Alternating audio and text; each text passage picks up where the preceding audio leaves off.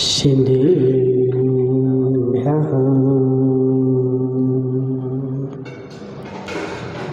नमः श्रीवर्धमानाय निर्धूतकलिलात्मने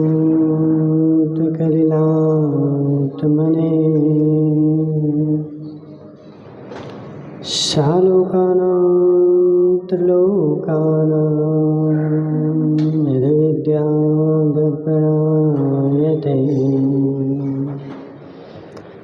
नमो अरिहन्ताणं नमो सिद्धाणं नमो वायुदेवाणं नमो अध्यायाणं नमो लोये सभ्यसाहुणम्। पंच परमेष्ठी भगवान के अनंत अनंत सिद्ध परमेष्ठी भगवान की 1008 देवादिदेव शांतिनाथ भगवान के आचार्य भगवान समंतभद्र स्वामी के आचार्य भगवान विद्यासागर जी महाराज की आचार्य भगवान विशुद्ध सागर जी महाराज की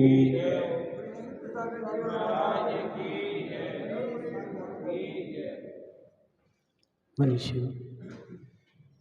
आचार्य भगवान समंतभद्र स्वामी रत्नकर्णी शापाचार में दिग्व्रत देशव्रत का वर्णन करते हुए समझा रहे हैं कि हे जीव, अपने मनुष्य जीवन को सार्थक बना ले। पूरे दिग्व्रत देशव्रत ही ऐसे हैं जो तुम्हारे जीवन को सार्थक कर सकते हैं। जो इनका आश्रय लेगा उसका जीवन महान हो जाएगा, और जो इनका आश्रय छोड़ देगा उसका जीवन पाप में डूब जाएगा।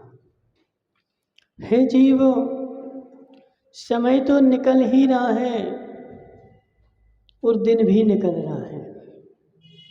मैंने एक बार में कोई व्रत ले लिया, नियम ले लिया, और वह व्रत मेरा जो है विस्मृत हो गया। सब अपने आप में व्रती हैं। 10 साल पहले, 5 साल पहले, साल पहले किसी ने व्रत ले लिया था, लेकिन हे जीव, जब तुमने वही व्रत लिया था उस समय तुम्हारी विशुद्धि अलग थी, और आज समय निकल गया है, आज विशुद्धि अलग है। सावन भाई, तुमने 10 उपास किए थे, उस समय तुम्हारी विशुद्धि भिन्न थी, और आज उपास किए हुए मुझे समय बीत गया है, आज मेरी विशुद्धि भिन्न है, और मैं उन 10 उपासों को सारे जीवन भर गिनाता रहूं। मैंने 10 उपास कर लिए, मैंने 10 उपास किए थे संदीप भाई, मैंने 16 उपास किए थे। हे जीव, जो किए थे वह निकल गए, क्या उन किए हुए की अनुभूति आज है? बोला, जो किया था उसकी अनुभूति आज है क्या? और जो कर चुके और जिसकी अनुभूति नहीं है उससे मेरी निर्जरा होगी क्या? किए थे, चले गए, खत्म हो गए। वे तुम्हारे जिस क्षण कटी भाई, जिस क्षण तुम विशुद्धि बनाएगा, विशुद्धि की अनुभूति करेगा, उसी क्षण तुम्हारी निर्जरा होगी, और विशुद्धि गई और उसकी अनुभूति गई और निर्जरा गई, वही क्रिया भी चली गई। अब उस क्रिया को लेकर के जीवन भर बैठा रहे, मैंने ऐसा किया था, मैंने ऐसा किया था। हे जीव, वह किया हुआ तुझे मोक्ष की अनुभूति नहीं दिलाएगा। सावन भाई, वो मूर्ख हैं बेचारे। कौन? देखो बसंती लाल जी, गलत हो तो बता देना, इसको थोड़ा सा कम करना। हे जीव, वो मूर्ख है बेचारे, और वो जैन भी नहीं है जो जीवन में एक बार अच्छा काम करने के बाद और मस्त हो जाते हैं। ये जैन दर्शन की परंपरा है ही नहीं। जैन दर्शन तो कहता है अपने परिणामों को प्रति समय संभालो, एक समय भी बिगड़ गए तो दुर्गति हो गई। सावन भाई सुनो, एक समय भी बिगड़ गए, एक समय भी बिगड़ गए तो दुर्गति हो गई। मुनिराज ध्यान में बैठे थे और कोई उनके सामने आया और बड़ा सा खरबूजा चढ़ा गया। मुनिराज थे, मिथ्या दृष्टि नहीं थे। हे जीव, मासोपवासी थे और मास के उपवास भी कर रहे थे। उग्र तपस्वी गटी भाई, उग्र तपस्वी, लेकिन सामने खरबूजा चढ़ा था और गर्मी की तपन थी, मास का उपवास था। उनकी परिणति एक क्षण के लिए चली गई। ये खरबूजा मुझे मिल जाता तो मुझे शांति मिल जाती, और जिस समय उन्होंने ऐसे परिणाम करे उसी समय आयु का बंद हो गया। त्रिंच आयु का बंद हुआ और मरण करके उसी खरबूजे में कीड़ा बनना पड़ा। कहाँ गई जीवन भर की साधना? महाराज हमने तो महीना भर के उपास करे थे। बोलो संजय भाई, करे थे कि नहीं? 8 दिन के उपास करे महाराज, हमने 10 दिन के उपास करे, हमने 15 दिन के उपास करे। हे जीव, जो किए वह तो गए। हे जीव, तू कितना कुटिल है। धर्म मार्ग में तो एक बार कर ले तो सारे जीवन भर गए। अब बताओ सावन भाई, तुमने गुलाब जामुन खाए थे, अब तो त्याग कर दो। बोलो, गुलाब जामुन खाए कभी?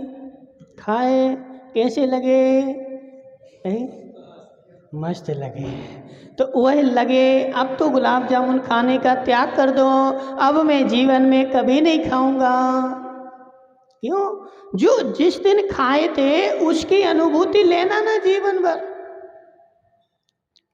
मैंने खाए थे, मीठे लगे थे, अच्छे लगे थे, तो अब ऐसा जीवन भर कहना ना, वो मीठे लगे थे, अच्छे लगे थे, और उसकी अनुभूति लेते रहना। हे जीव, उतरी घाटी भई माटी। बोलो दिलीप दोषी, उतरी घाटी भई माटी। वो कहाँ गया तुम्हारे सेठ जी? 7वें गुलिस्तान में बैठे, शुद्ध उपयोग में बैठे। हे जीव, उतरी घाटी भई माटी। जैसे ही वह गुलाब जामुन घाटी से नीचे उतरा, उसकी अनुभूति समाप्त और उसका अनुभव भी समाप्त। अब जब फिर से इच्छा होती है तो फिर से खाना पड़ता है। इसलिए मैं बार बार खाता हूँ, बार बार खाता हूँ जब इच्छा होती है, और जब खाता हूँ तभी स्वाद आता है। बाद में आता क्या कभी? बोलो, कब आता है? जब खाता हूँ तब आता है। तो ऐसे धर्म क्षेत्र में भी लगाओ ना। जब करता हूँ तभी अनुभव आता है, अनुभूति आती है, और उसी समय मेरी विशुद्धि बढ़ती है, और जब विशुद्धि बढ़ती है उसी समय मेरी निर्जरा होती है। और उस बात को लेकर के तू सारे जीवन भर कह रहा है, वह विशुद्धि नहीं बढ़ रही है, वह अशुद्धि बढ़ रही है। क्या हो रहा है विकेश भाई? क्या हो रहा है? क्या हो रहा है? तप को तो कैसा करना चाहिए बताओ बसंती लाल जी? तप की परिभाषा क्या है? कर्मे क्षयार्थम तपते इति तपः। तप किसे कहते हैं? तप किसे कहते हैं महाराज? जब मुझे इच्छा होती है गुलाब जामुन खाने की, तुरंत होटल पे जाकर के और तुरंत खा लेता हूँ और आनंद ले लेता हूँ। तो ऐसे जब मुझे इच्छा होती है कर्म निर्जरा की, तुरंत कर्मों के निर्जरा के लिए मैं तर्प करने लगता हूँ और कर्मों की निर्जरा की अनुभूति ले लेता हूँ। और आज तुमने जीवन में एक बार कर लिया और सारे जीवन भर कह रहे हे जीव, वह तो अहंकार बढ़ रहा है, तप नहीं बढ़ रहा है। क्या बढ़ रहा है? अहंकार बढ़ रहा है। मैंने उपास किए थे।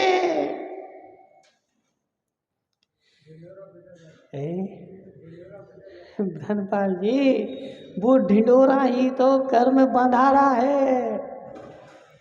और बस सत्य बताना सावन भाई, हृदय पे हाथ रख के बताना, जब चर्चा चलती है और मैं कहता हूँ बड़े गर्व से, मैंने भी 10 उपास किए थे, जब हृदय में कैसा लगता है? हृदय में कैसा लगता है? आत्मा की अनुभूति होती है या कसाई की अनुभूति होती है? बोलो।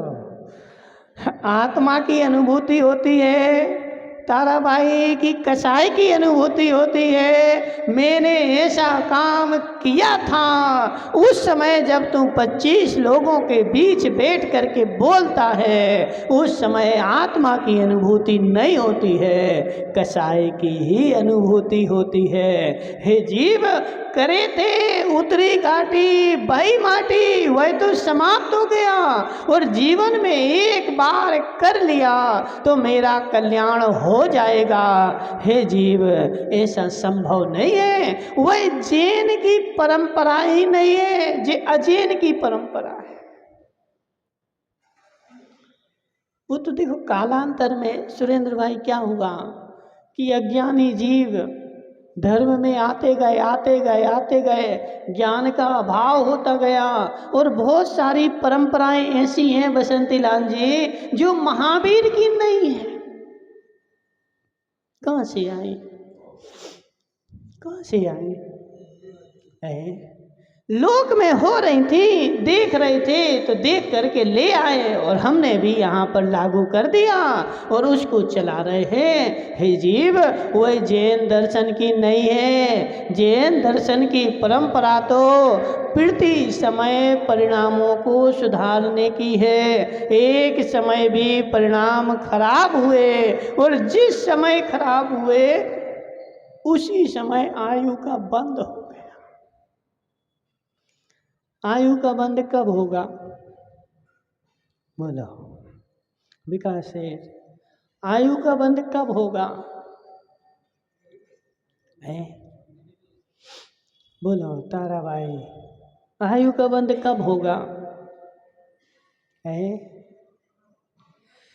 हमें नहीं पता कब होगा।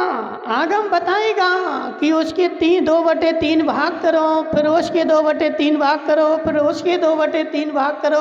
लेकिन किसके 2/3 भाग करें? समझ, किसके 2/3 भाग करें बसंती लाल जी? ये तो बताओ। उम्र कितनी है ये तो बताओ। ये तो हमें नहीं पता। ये तो किसको पता? अवधि ज्ञानी मुनिराज को पता, केवल ज्ञानी मुनिराज को पता।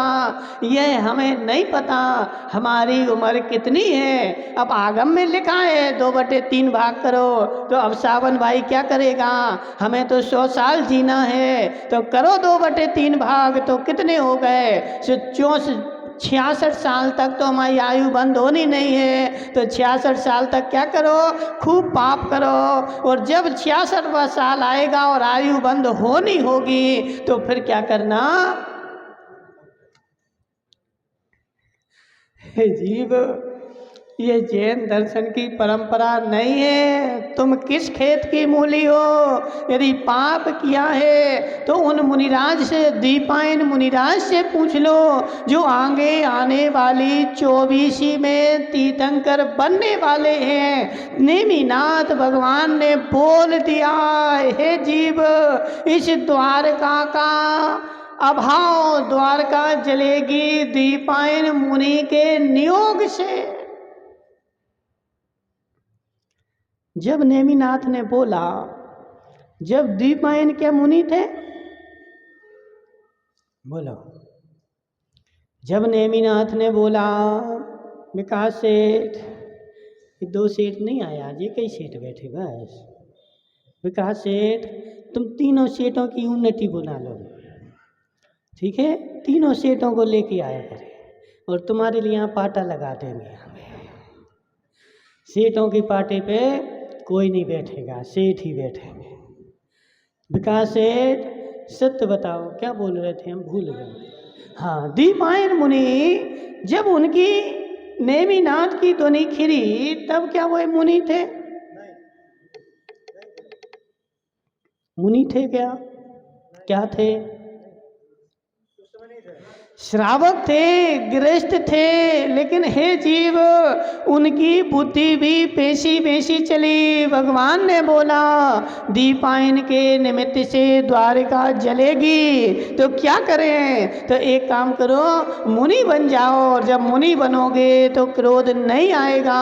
और कब जलेगी? तो 12 वर्ष के बाद जलेगी, 12वें वर्ष में जलेगी। तो एक काम करो, अपन यहाँ से मुनि बन जाते हैं और यहाँ से भगी जाते हैं। कब लौट के आएंगे? तो 12 वर्ष हो जाएंगे, तब लौट करके आएंगे। चले गए। कौन? दीपायन मुनि।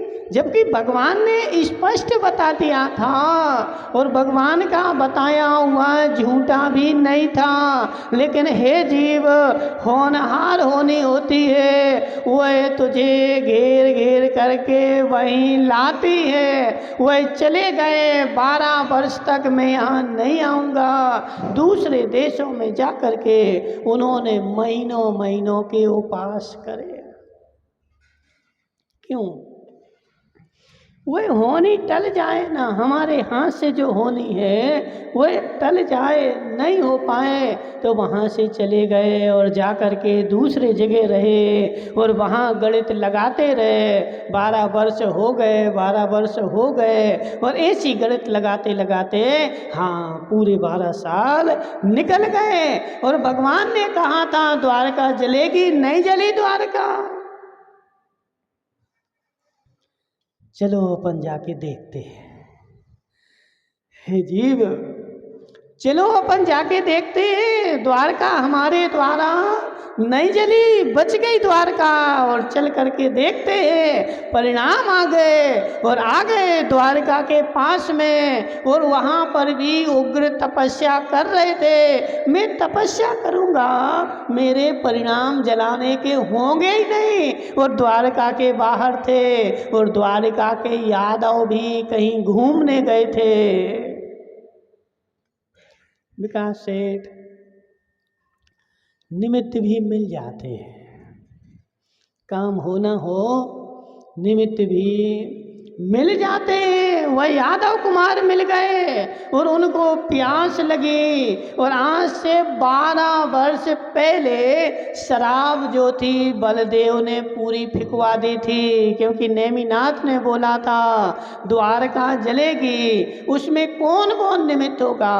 तो दीपायन मुनि निमित्त होंगे, शराब निमित्त होगी, यादव कुमार निमित्त होंगे। तो ये सब निमित्त बनेंगे। तो उन्होंने बोला मेरे नगर में शराब बिकेगी ही नहीं, प्रतिबंध लगा दो। और जितनी शराब है उसको ले जाकर के दूर पर्वतों के गड्ढों में फेंक दी जाए। 12 वर्ष पहले पर्वतों के गड्ढों में फेंक दी गई थी। लेकिन हे जीव, 12 वर्ष हो गए लेकिन शराब खत्म नहीं हुई। शराब क्या है? बोलो। जी काय का लिक्विड है? शराब क्या है? सड़े हुए पदार्थ ही तो है। शराब कोई निश्चित नहीं है कि गुड़ से ही बनेगी कि महुआ से ही बनेगी। बहुत सारे लोग बोलते हैं अरे महुआ से शराब बनती है, महुआ को तो छूना ही नहीं, छू लो तो नहाना पड़े। हे जीव, जो तुम गुड़ खाते हो उससे भी बनती है, जो तुम गेहूं खाते हो उससे भी बनती है, ज्वार से भी बनती है, मक्का से भी बनती है, हर वस्तु से शराब बनती है। शराब कोई पर्टिकुलर वस्तु नहीं है, सड़ी हुई वस्तु का नाम ही शराब है। तो वह जो थी वहाँ पर शराब फेंकी गई, गड्ढों में भर गई, भरी रही, बरसात आई, पानी बरसा और पानी मिल गया, सड़ता रहा सड़ता रहा सड़ता रहा, तो 12 वर्ष तक वह शराब खत्म नहीं हुई। और यादव कुमारों को प्यास लगी, पानी पीना था, तो वह गड्ढों में पानी भरा था, वह निकाल करके पी गए। जैसे ही पिया मद चढ़ गया, आगे गए, द्वीपायन मिल गए। ये वही दुष्ट है जो द्वारका जलाएगा, मारो इसको। बुद्धि हो गई, शराब पी थी। द्वीपायन भगवान ने बोला था ये वही द्वीपायन है जो द्वारका जलाने वाला है, मारो इसको। शराब के नशे में थे, वो मुनिराज थे, लेकिन फिर भी उनको मारना प्रारंभ कर दिया। इतना मारा, उन्होंने अपने परिणामों को खूब संभाला। नहीं संभाला ऐसा नहीं है गटी भाई, नहीं संभाला क्या? लोग बोलते रे द्वीपायन ने ऐसा कर दिया, द्वीपायन ने ऐसा कर दिया। तुम होते तो तुम भी ऐसे ही करते विकास सेठ, तुम होते तो तुम भी ऐसे ही करते, क्योंकि सहनशीलता की एक हद होती है। सहनशीलता के लिए शक्ति चाहिए पड़ती है, मन की शक्ति भी चाहिए और तन की शक्ति भी चाहिए। मन की तन की दोनों शक्तियाँ होंगी तभी जीव सहन कर पाएगा। मन से कमजोर होगा तो भी सहन नहीं होगा, और तन से कमजोर होगा तो भी सहन नहीं होगा। अब सावन भाई मुनिराज बन जाए और मुनि बन करके इसको भूत चढ़ जाए। अरे देखो, चतुर्थ काल के मुनि पर्वत पे बैठते थे, हम भी बैठेंगे। भूत चढ़ जाता, तो भूत चढ़ गया, बैठ गया पर्वत पे, दूसरे दिन बीमार हुआ, घर में आ गया। हे जीव, सहन करने के लिए मन की तन की दोनों शक्तियाँ चाहिए। तन में शक्ति नहीं है, तू सहन नहीं कर पाएगा। सहन करने के लिए भी तन की शक्ति बहुत जरूरी है। लेकिन द्वीपायन के पास तन की शक्ति तो थी, लेकिन उनके थोड़े से मन की शक्ति उन्होंने खूब कंट्रोल किया। मैं क्रोध नहीं करूं, मैं क्रोध नहीं करूं, मुझे क्रोध नहीं करना। लेकिन यादव कुमार मारते ही जा रहे, मारते ही जा रहे, मारते ही जा रहे। इतना मारा कि वह खड़े खड़े कायोसर कर रहे थे। संदीप भाई बंद कर दो इसको, बेचारों को चैन नहीं। जीव जब यहाँ बैठते चैन से तो बैठा कर, दिन भर तो रात भर चैन नहीं ना गिंदा था, सत्य है कि नहीं? कम से कम यहाँ बैठे चैन से तो बैठो, छोड़ दो सब बेकर। खूब सहन किया उन्होंने, लेकिन यादव कुमारों ने इतना मारा कि वे कायु सर्ग से खड़े हुए थे रात भर से, लेकिन इतना मारा वो नीचे गिर गए। और नीचे गिरने के बाद भी उनको मारना बंद नहीं किया, मारते रहे। अब द्वीपायन मुनि का क्रोध बढ़ गया। पुण्यात्मा तो थे ही, वर्षों की तपस्या चल रही थी, महीनों के उपास चल रहे थे, तो अब उपास फ्री में नहीं जाएंगे, वह उपासों का फल उनको मिलेगा। और तीव्र क्रोध आ गया, तीव्र क्रोध आकर के उन्होंने ऐसा निदान बंद कर लिया, मैं एक यादव को नहीं छोड़ूंगा। और यादव कुमार मारते ही जा रहे हैं। एक यादव को बुद्धि जगी, इन्हीं के निमित्त से द्वारका जलनी है। और अब 12 वर्ष हो चुके, अब 12 वर्ष हुए, अभी नहीं हुए थे सावन भाई, अभी वो गणित भूल गए थे, ठीक है, हाँ अभी वो भूल गए थे, अभी उनको नहीं ज्ञान हुआ था। वह सोच रहे थे 12 वर्ष हो गए लेकिन अभी नहीं हुए थे, अब 12 वर्ष हुए हैं। उन्हीं यादव कुमार में से एक की बुद्धि जगी, 12 वर्ष अब हुए हैं, द्वारका नहीं जल जाए। एक बाद एक जो बच्चा था वह दौड़ा दौड़ा कृष्ण के पास, हे केशव, हे बलदेव बचाओ। क्या हो गया? निकले कृष्ण बलदेव बाहर, क्या हो गया? बोले हे केशव, हे राजन, आज दीपायन मुनि को हमारे यादव कुमार मार रहे हैं। बुद्धि जगी उनकी। भगवान की वाणी कभी भी असत नहीं होती, लेकिन हम अपना पुरुषार्थ तो कर ही दें। निकले दौड़े, चलो क्या करें तो उनको बचाएं, चलो दौड़े दोनों के दोनों यादव कुमार, श्री कृष्ण और बलदेव दौड़ गए, मुनि से क्षमा मांगे, हे मुनिराज क्षमा कर दो। यादव जो है अज्ञानी है, मुनिराज ने 2 उंगलियां बता दी, बस 2 उंगलियां बता दी और बस अब टेंशन नहीं करो, द्वारका में मात्र 2 ही बचेंगे, तीसरा कोई नहीं बचेगा। कौन? सेठ ही सेठ बचेंगे। कौन बचेगा बता? हे जीव, 2 ही बचेंगे, तीसरा नहीं बचेगा, तुम कुछ भी कर लो, तीसरा बचने वाला नहीं है। बलदेव ने क्षमा मांगी, हे मुनिराज हमें क्षमा कर दो, लेकिन मुनिराज की तो अंतिम सांसें चल रही थी, उन्होंने इतना मारा इतना मारा, एक क्षण के बाद उनका मरण हो गया। अब बताओ इतना कौन मारता है?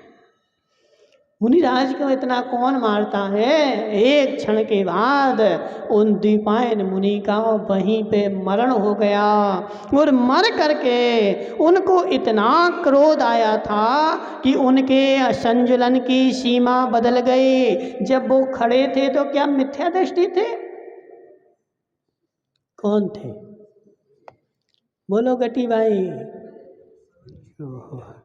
हे जीव, हे जी, क्या नहीं थे? हाँ, जब तपस्या कर रहे थे, खड़े थे, उस समय 7वें गुणस्थानवर्ती मुनिराज थे, पहले गुणस्थानवर्ती नहीं थे, 7वें गुणस्थान में झूल रहे थे। उस समय भावलिंगी दिगंबर मुनिराज थे, लेकिन जब उनको मारा और उनकी कसाय बढ़ती गई बढ़ती गई बढ़ती गई, तो जब कसाय बढ़ती गई तो वह पहले गुणस्थान में आ गए। हे जीव, भावलिंगी मुनिराजों को भी इतना गुस्सा आता है। अब गटी भाई, कोई मुनिराज को गुस्सा आ जाए तो गटी भाई कहने, अरे ये तो मिथ्या दृष्टि, भगाओ इनको बागी द्वारा से, भगाओ भगाओ भगाओ। हे गटी भाई, ऐसा नहीं है, चतुर्थ काल के मुनिराज नेमिनाथ के समय के थे, उनको भी इतना गुस्सा आ गया। कितना, और वर्तमान में इतना गुस्सा तो कोई को भी नहीं आ सकता। मैं दो के मात्र तीसरे को नहीं छोड़ूंगा, सबको राख कर दूंगा। और ऐसा निदान बंद करके वह मर गए और मर करके अग्नि कुमार देव बने। एक अंतर मूर्त में तो पर्याप्तियां पूर्ण, और 16 साल के युवा के जैसे पूरा शरीर बन गया एक अंतर मूर्त में। 48 मिनट भी नहीं लगे, 2-4 मिनट में तो शरीर का शरीर खड़ा। अवधि ज्ञान लगाया, मैं कौन हूं, कहां से आया हूं, क्या करने आया हूं। अवधि ज्ञान लगाया, अरे मैं तो मुनि था, मुनि नागिन दादा ने मुझे मारा है। इसलिए नागिन दादा देखो, कभी भी जीवन में कोई मुनिराज की अवज्ञा नहीं करना। हो सके मुनिराज की वंदना जितनी कर सको उतनी कर लेना, लेकिन किसी भी मुनिराज का वध करने की नहीं सोचना। वंदना नहीं कर सको दूर हो जाना, लेकिन उनको बदनाम नहीं करना,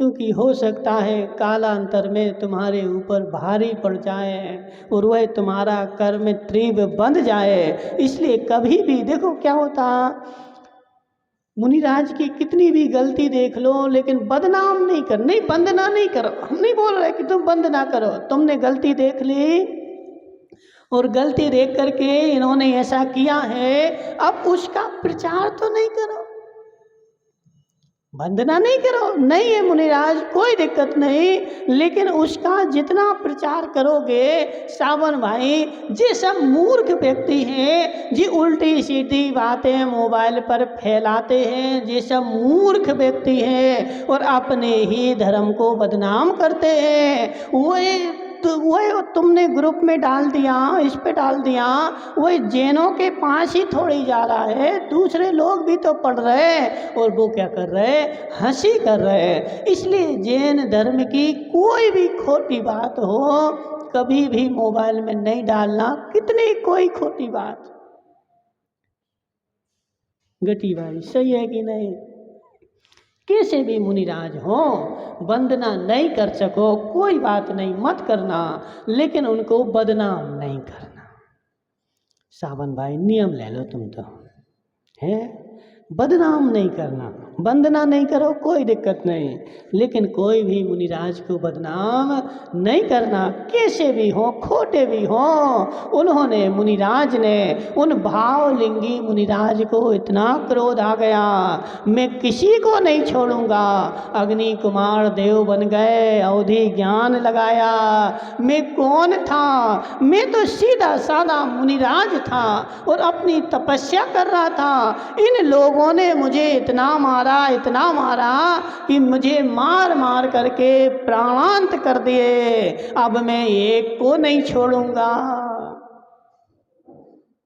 अग्नि कुमार देव तो थे, एक अंतर मूर्त में उतर करके आए और चारों तरफ अयोध्या द्वारका में अग्नि जला दी।